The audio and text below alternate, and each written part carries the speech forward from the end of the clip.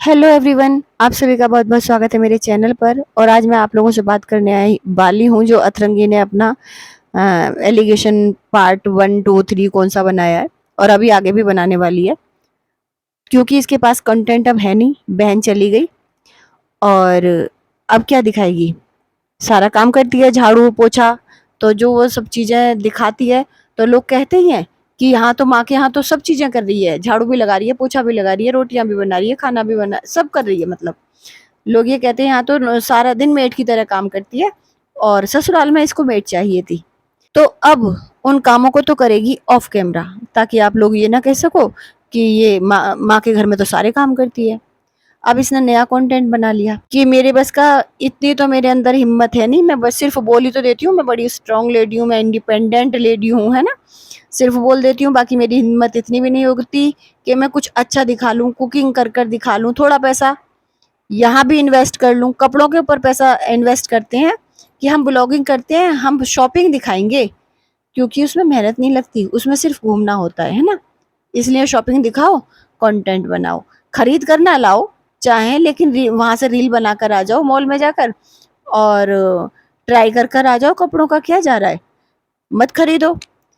तो वो सब करने की तो अब इसकी हिम्मत नहीं हो रही है, अकेले जाने की। बहन यहाँ है नहीं, भाई तो अपने उसमें लगा हुआ है। तो अब इसने पकड़ लिया है अब नन्नू को कि उसके ऊपर वीडियो बनाऊंगी, और वो तो बोलेगा नहीं।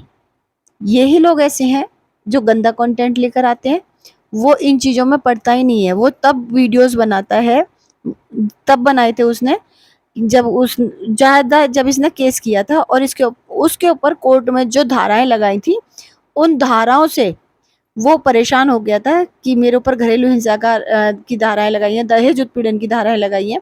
तब उन धाराओं का ही उसने आंसर दिया था कि देखिए हम लोगों ने क्या क्या इसके ऊपर अत्याचार किए थे, क्या इसके ऊपर घरेलू हिंसा हुई थी, क्या इसका दहेज उत्पीड़न हुआ था। उन धाराओं का उसने आंसर दिया था अपने वीडियोस बनाकर, जो जरूरी भी था उसके।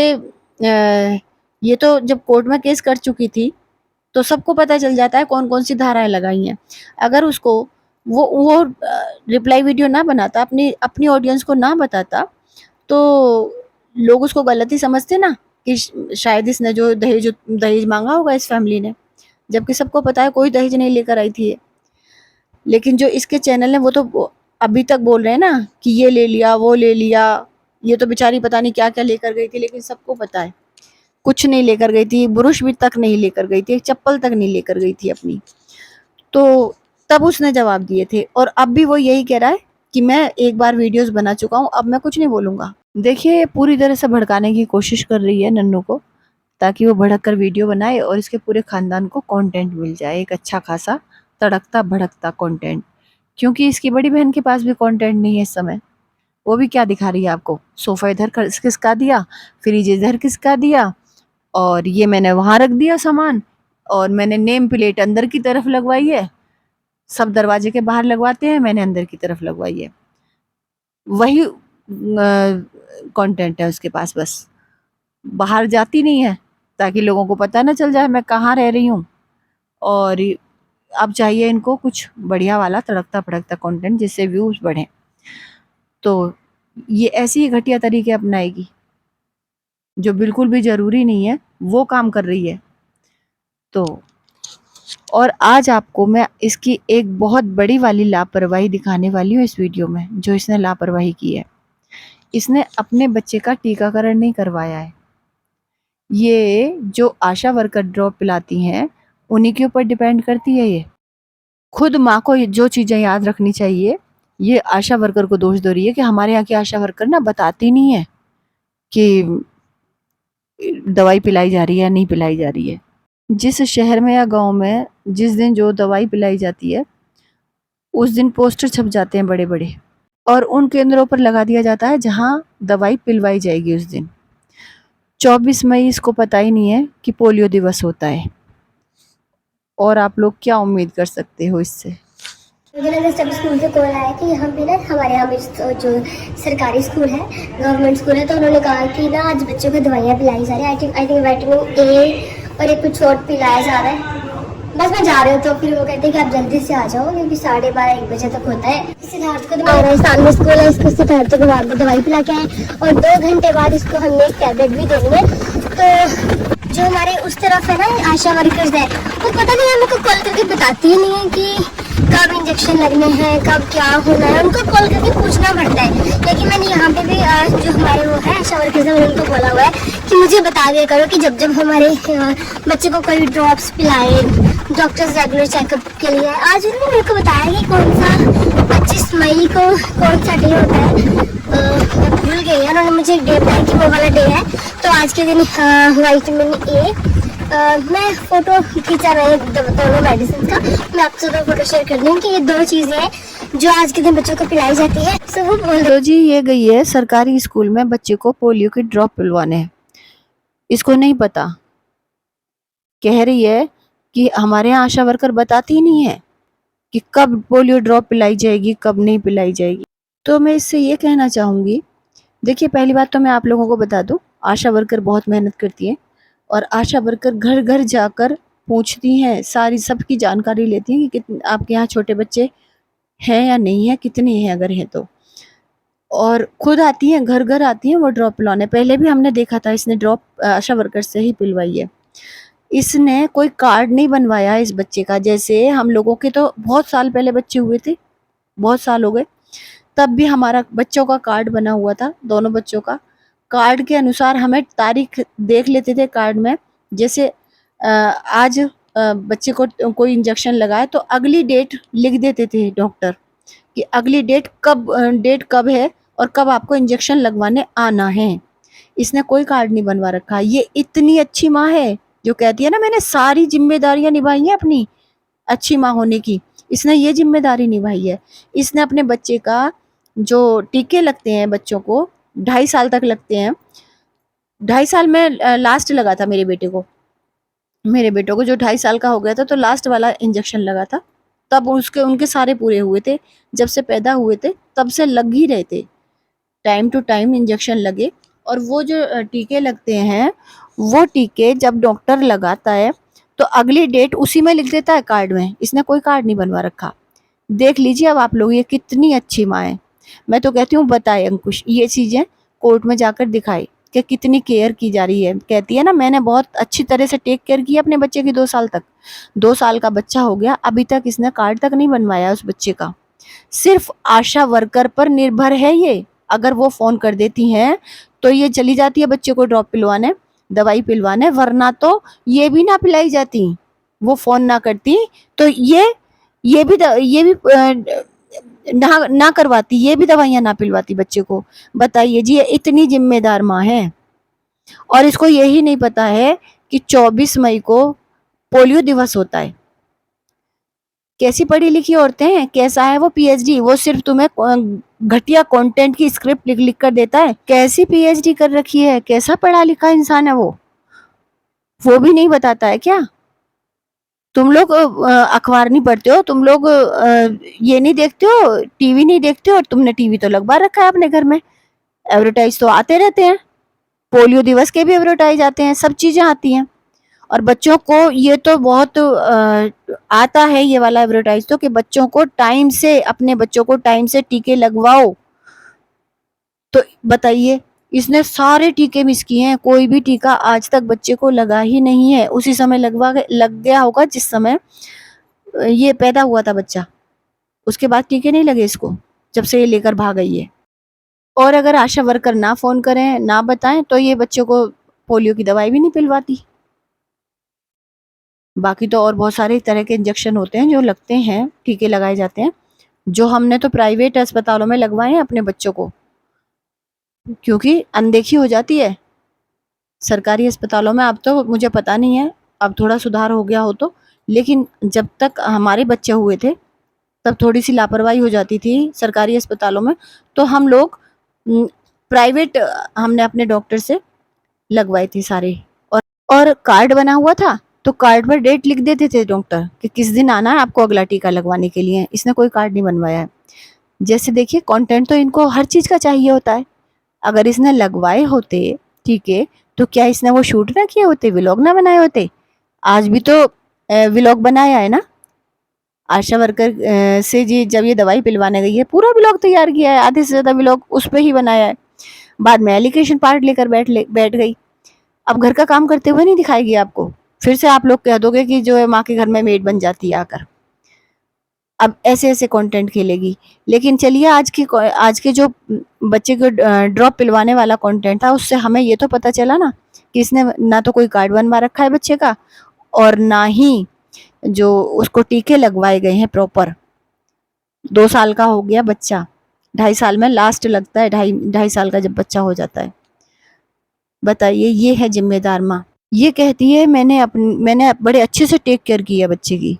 बच्चे को अकेला सोता हुआ छोड़ जाती है कमरे में, जिस समय वो सो रहा होता है, तो माँ को छोड़ने जाती है, तब भी बच्चे को अकेला छोड़ जाती है सोता हुआ।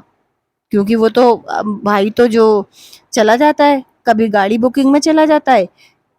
कल परसों वहाँ गया हुआ था जब ये वो लेकर आई है, पार्सल लेकर आई है, तब गया हुआ था वो अपने दोस्त के साथ। ठीक है, तो तब बच्चा अकेला सो रहा था और ये अकेले बच्चे को छोड़कर चली गई।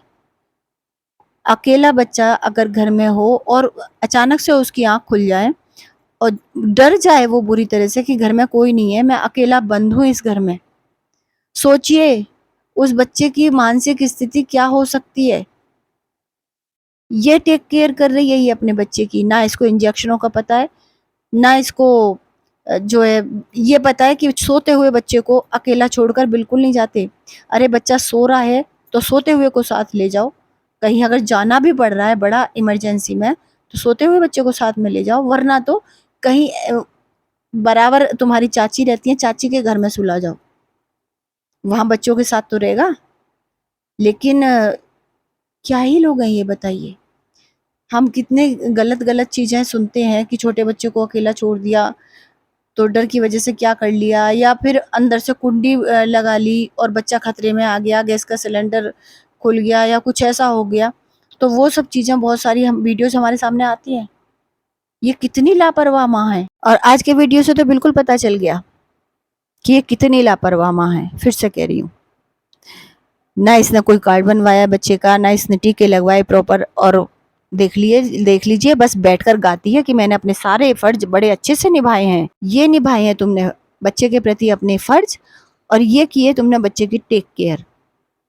बच्चों को लगाने वाले टीके, जो ज़रूरी टीके होते हैं, वो कितनी तरह के होते हैं, ये गूगल पर भी सर्च कर सकती थी। लेकिन नहीं, कोई बच्चे को प्यार की वजह से नहीं छीन कर लाई है कि बच्चे से बड़ा प्यार है, ये बच्चे के बिना नहीं रह सकती। इसको बच्चे के थ्रू उससे बदला लेना है बस।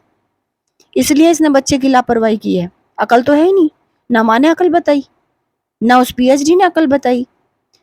तो अगर बच्चे से प्यार होता तो कहीं ना कहीं ढूंढ लेती ना कि मैं देखूं बच्चे को जरूरी टीके कितने लगवाए जाते हैं। लेकिन इसने नहीं सर्च किया, गूगल पर ही सर्च कर लेती। मैं ही डाल दूंगी आपको थंबनेल में, इसमें डाल दूंगी, सामने इस पर लगा दूंगी मैं थंबनेल पर कि कितने तरह के टीके होते हैं। तो सारे टीके बहुत जरूरी होते हैं लगवाने, जो इसने नहीं लगवाए हैं। और जो आशा वर्कर पिलाती हैं वो तो पोलियो की ड्रॉप्स ही पिलाती हैं ना। और आप लोग बताना मुझे कि ये आशा वर्कर और कौन-कौन सी दवाइयाँ पिलाती हैं। मैंने तो पोलियो की ही सुना है, क्योंकि हमने कभी पिलवाई नहीं है। हमने अपने जो सारे इंजेक्शन पूरे किए थे बच्चों के, जो हमारा कार्ड बना हुआ था, तो बस वही सारी तरह की चीज़ें आ जाती थी उन इंजेक्शन में, सब तरह की चीज़ें। पोलियो से लेकर और भी बहुत सारी चीज़ें आ जाती हैं, जो मैं यहाँ स्क्रीन पर लगाऊँगी अभी। तो चलिए, ये वीडियो लंबा हो गया है, और मैं तो कहती हूँ कि ये चीज़ें नन्नू अपने वकील के संज्ञान में लेकर आए, इनको नोट कराए। बच्चे की कस्टडी के लिए लड़ रहा है ना वो, तो दिखाए कि माँ कितनी लापरवाह है। सिर्फ बदला लेने के लिए बच्चे को छीन कर लाई है, कि उसको सिर्फ तड़पाना है। और उसने ये कह दिया था कि मैं तुम्हारी बहन का और तुम्हारे भाई का कंटेंट नहीं बनने दूंगा बच्चे को, इसलिए बच्चे को छीन लाई है कि मैं बनाऊंगी अपने परिवार वालों का कंटेंट। इसको देख, तेरी आंखों के सामने तू देखेगा और तुझे देखने को नहीं मिलेगा बच्चा। तुझे नहीं बनाने दूंगी बच्चे का कंटेंट। अब आप ही लोग बताइए कि ऐसी औरत को निर्दयी माँ ना कहा जाए तो किसे कहा जाएगा निर्दयी माँ।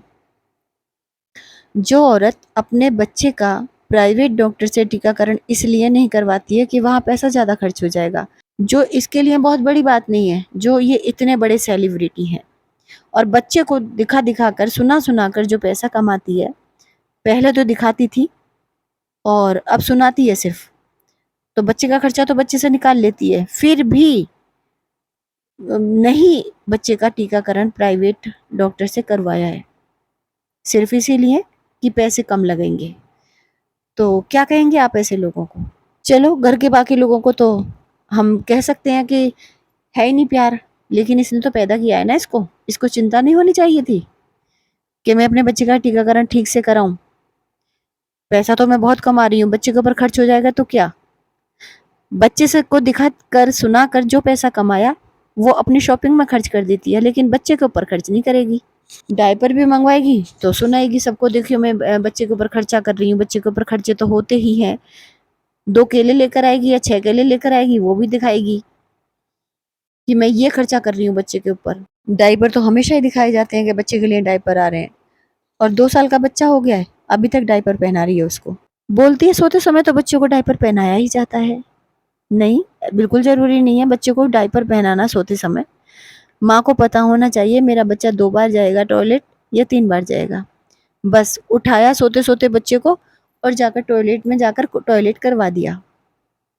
ठीक है? ना बच्चे की नींद खराब होती है और ना ही बिस्तर गीला होता है। लेकिन इसने तो बच्चे को अभी तक शू-शू पॉटी का भी नहीं बताया है।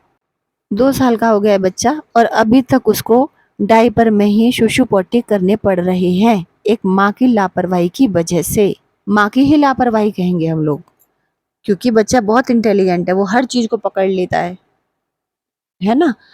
हर बात को सीख लेता है जल्दी से। अगर ये सिखाती तो वो बच्चा बहुत जल्दी सीख जाता है ये बताना कि मुझे शू-शू जाना है या मुझे पॉटी जाना है। ये वीडियो बहुत लंबा हो गया है। अब इस वीडियो में मैं वो एलिगेशन वाली बात नहीं कर पाऊँगी आप लोगों के साथ, बहुत लंबा हो गया है। फिर मैं अगर वो बातें भी इसमें डालूँगी तो बहुत और लंबा हो जाएगा।